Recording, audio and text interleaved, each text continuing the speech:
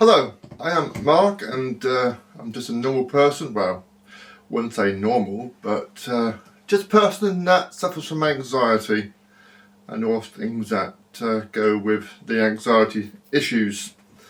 As you can see and probably hear, I'm a bit anxious now because I've been wanting to do this video for some time and a few people have said to me, just get on and do it. So I'm going to have a go and try and explain anxiety and also explain how it's affected me through my 50 odd years of life, and if it helps somebody else, this is why I'm doing it.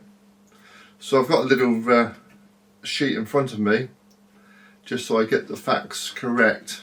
Obviously the way it affects me will be correct because it's actually come from me.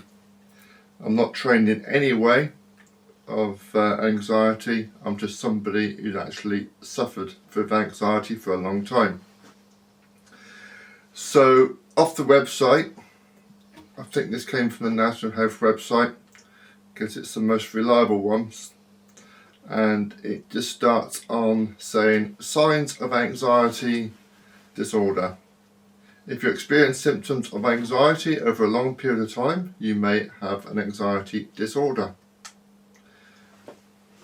Generalized anxiety disorder is a long-term condition that can make you feel anxious about a wide range of situations and issues rather than one specific event. If you have generalized anxiety disorder, your worrying is uncontrollable and causes distress, and I can relate to that. Your worrying affects your daily life, including school, it did, your job, it certainly did, and your social life. And many of my friends will certainly know it affects my social life. You cannot let go of your worries. I've been worried about this video for some time, even though I don't really have to do it, but I feel as though there's a need to let people know what anxiety is and how it affects you. You worry about all sorts of things such as your job or health and minor concerns such as household chores. I can also relate to that. You should see your GP if anxiety is affecting your daily life or causing you distress. They can diagnose your condition based on your symptoms, which may include feeling restless or on edge, being irritable. My wife can certainly see that at times. Getting tired easily. Having difficulty concentrating or feeling your mind goes blank. Having difficulty getting to sleep or staying asleep. Having tense muscles. And there's several other types of anxiety as well. And one I feel that I have. Right, another one I know I do have is agoraphobia. Didn't actually know this until recently, and I'm going to be talking about later of the things that actually affect me because I feel so I know enough to talk about them. So agoraphobia is a fear of being in situations where escape might be difficult or that help wouldn't be available if things go wrong. Many people assume agoraphobia is simply a fear of open spaces, but it's actually a more complex condition. Someone with agoraphobia may be scared of travelling on public transport. I cannot go on public transport at all. Visiting the shopping centre. I will come onto this more on the next video. Leaving home. If somebody with agoraphobia finds themselves in a stressful situation, they usually experience the symptoms of panic attacks, such as rapid heartbeat, rapid breathing, that's hyperventilating, feeling hot and sweaty, and feeling sick. Right, that's all the items I'm going to read from the NHS, and I think the one that I'll touch on today will be travelling on public transport. I will cover the other ones in later chapters. Ever since I was very young, I never liked buses. When we went on a school trip, I always had butterflies in my stomach. I can actually remember one day, I was about 12, no, I was about 11, because I was in the last year of primary school.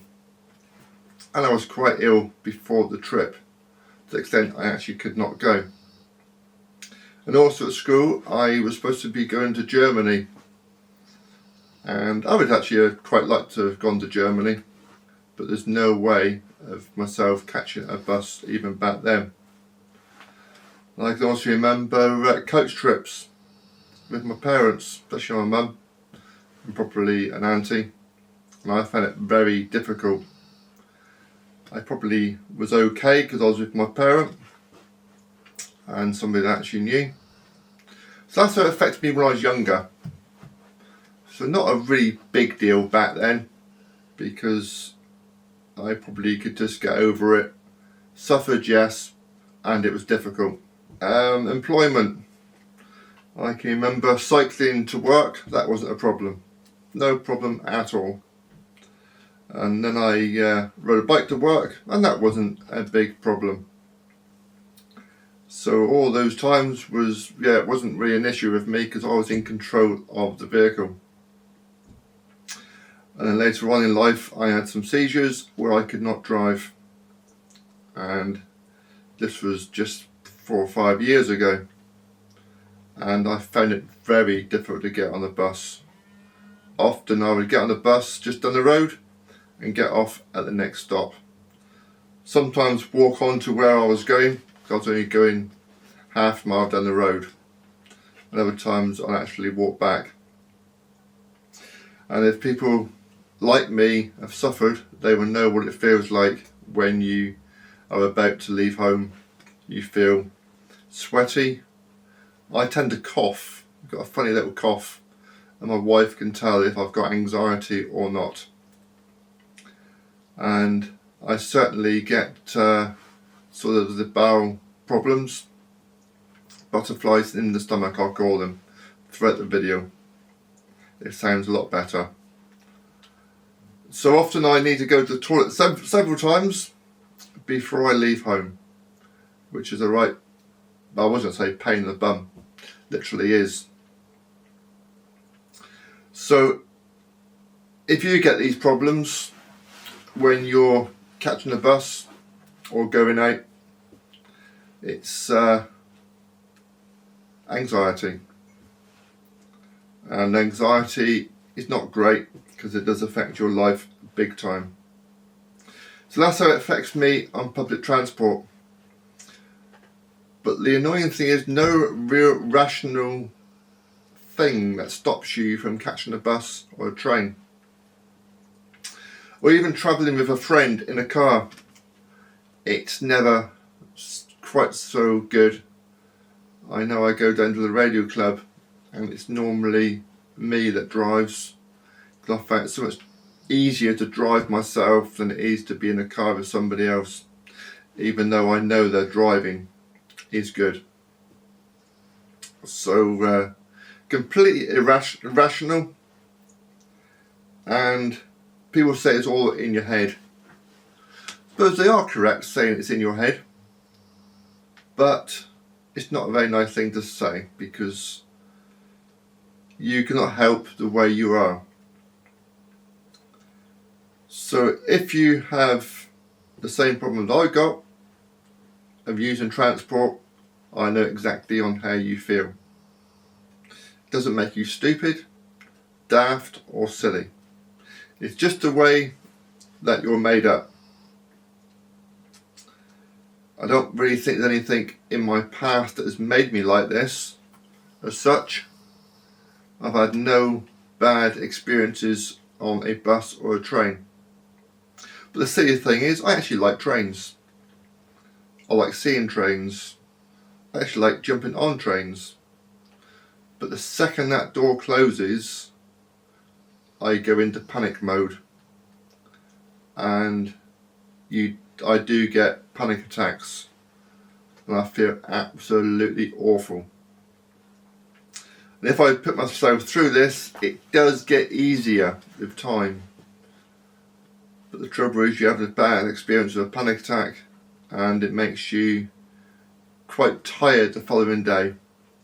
And it also makes me have butterflies for the rest of the day, and also the following day also. So anyway, I'm going to stop the video at that.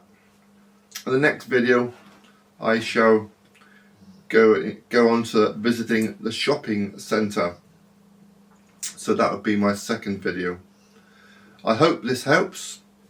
If it has helped, just leave a comment in the comments, because it'd be nice to know that these videos could be doing somebody some good. If this video helps one person, I think I've done what I wanted to do. Because I did find, when I started having severe anxiety, I didn't really know what it was. I think I was probably early 20s when I realised there was something a little bit different. And there's plenty of things that are different about me, but I'm me. And I do like to try and help people if I can. But okay, thank you for listening, and hopefully this has helped somebody. Bye for now.